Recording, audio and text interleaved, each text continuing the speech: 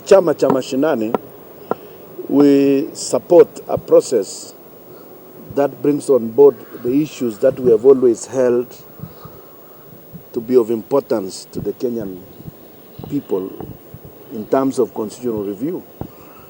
We prefer a mixed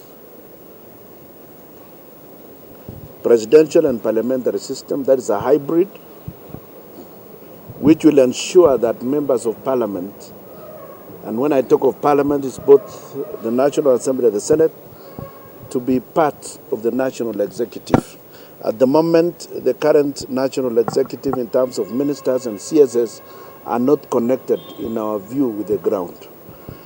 Also, that will provide continuous oversight in parliament, both in the eyes of the public and also on the members of parliament. They will be asked questions on Tuesdays and Wednesdays, and the Prime Minister will be asked questions on behalf of the entire government and make statements on Thursday.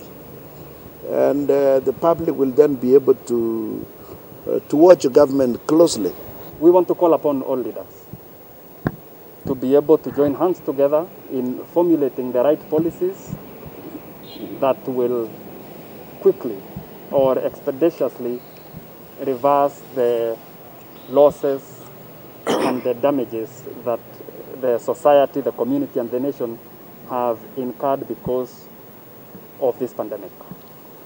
Tunataka tuambie chama tawala ya kwamba sisi tukiwa chama cha CCM hatungetaka kuhusika na chama yoyote ile ambaye kwa jina lake maafa ya Wakenya itatokea.